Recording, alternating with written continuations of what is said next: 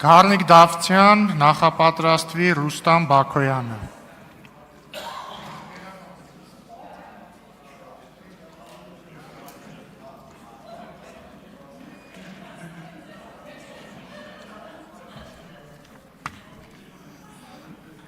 Շնորհակալություն, հարգելի հայրենակիցներ, սիրելի գործընկերներ,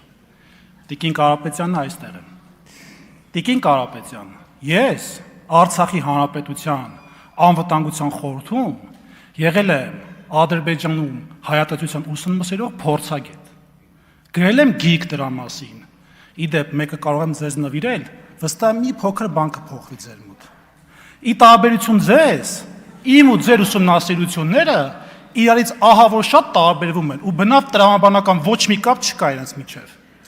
Ես միշտ ազդարարել եմ այն վտանգների մասին, որոնք որ մեծամասամբ իրականացել են ու ցավոք սրտի իրավացի, ցավոք, բայց իրավացի։ Դուք ինչպես այսօր փոքրացել եք նրանցից եկող վտանգները, շփվել եք Ադրբեջանի պաշտոնական դիրքորոշում ունեցող շրջանակների հետ, ես հակառակը։ Այցելություններ են եղել հայկական դելեգացիայի տրամաբանության ներքո, բայց ոչ թաքուն եւ միայնակ։ Ես ներկայացել եմ հաղթած երկրի շահերը ու դրա մասին պարզ ճակատով ասել եմ ադրբեջանցիներին։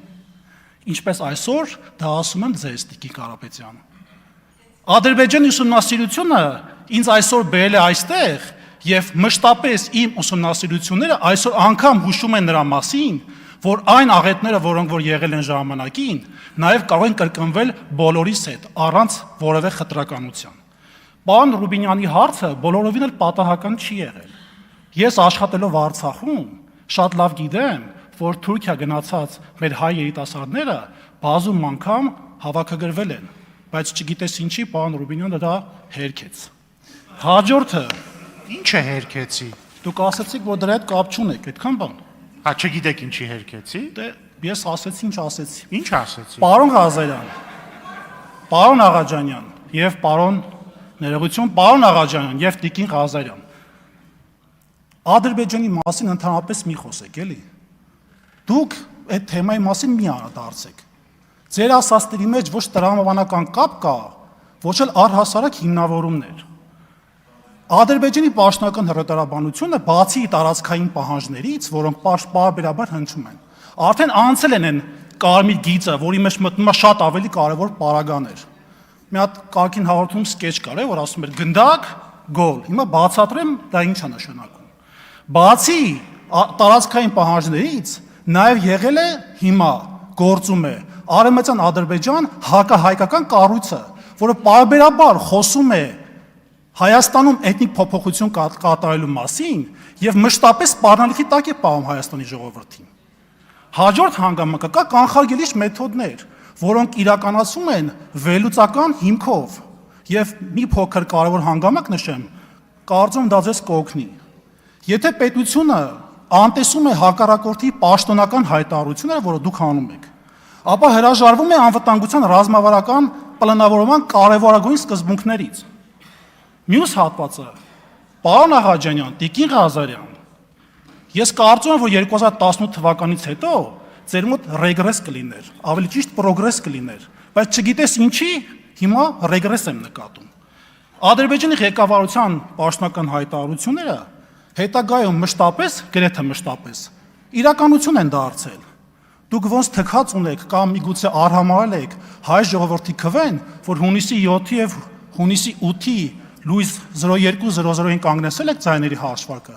այնպես էլ թքած ունեք կամ արհամարած ունեք Ադրբեջանի պաշտոնական հայտարարություններին։ Ինչ վերաբերում է 300,000 ադրբեջանցիների փաստին,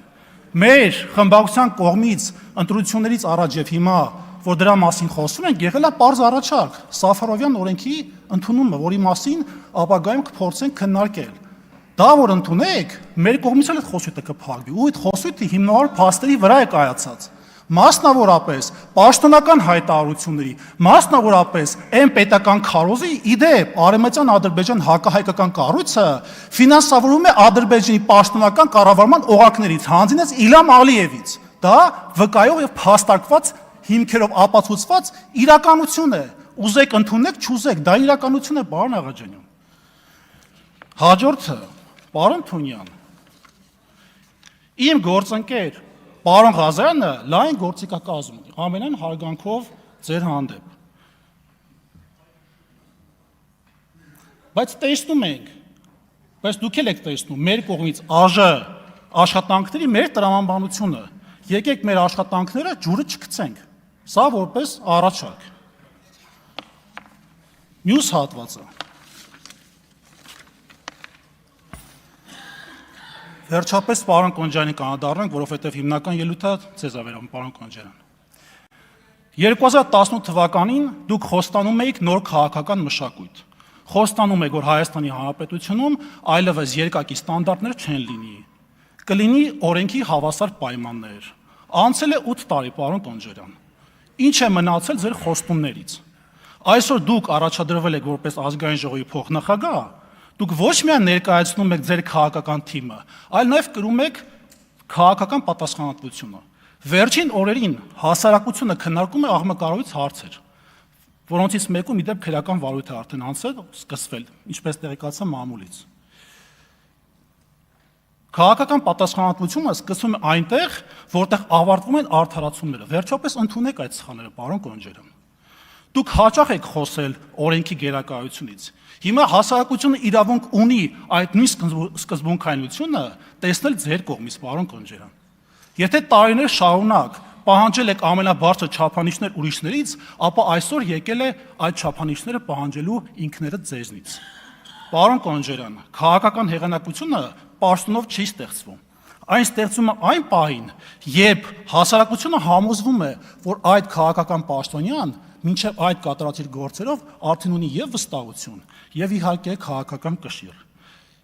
Եվ այստեղ գլխավոր հարցը, այսօր դուք ներկայացնում եք նոր քաղաքական մշակույթ, որի մասին խոսում եք 2018-ին, թե դարձել եք այդ նույն քաղաքական մշակույթի կրողները։ Ես դեմ եմ ոչ միայն մեկ անձի, այսինքն ձեր անձի մասին է խոսքը, պարոն Կոնջյան, որպես տեխնացու, այլ այն քաղաքական մտածելակերպին, որի համար պաշտոնը դարձել է նպատակ, ոչ թե պատասխանատվություն։ Դեմ եմ այն քաղաքական մշակույթին, որը խոստացավ փոխել Հայաստանը, բայց արի ու տես փոխարենը փոխեց միայն պաշտոն զբաղեցնող մարդկանց անունները։ Ժողովուրդը վերջում ասում է իր խոսքը, դա անկասկած։ Եվ այդ խոսքը ավելի բարձր է հնչում, քան ՔՊ խմբակցության քվեարկությունը։ Շնորհակալություն։ Ռուստամ Բակոյան, պարոն Դավթյան, քանի որ դուք իմ անունը նշեցիք ձեր ելույթում, ես պետքա ձեզ հորդորեմ ավելի ուշադիր լինել ձեր խոսքերի մեջ, որովհետև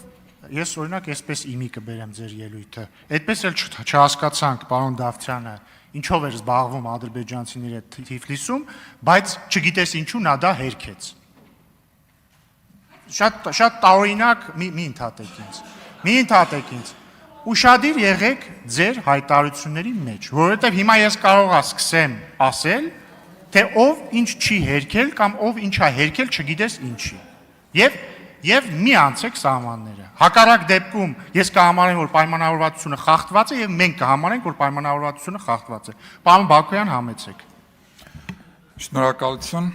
մեծարգո ազգային ժողովի նախագահ, ես ձեզ ոչ միայն շնորհավորում եմ, ես ձեզ նաև բարի ծառայություն եմ մաղթում։ Անցած 5 տարիների ընթացքում խորհրդարանական դիվանագիտության մեջ ձեր մոտեցումները թույլ են տվել վստահ լինելու ապագա 5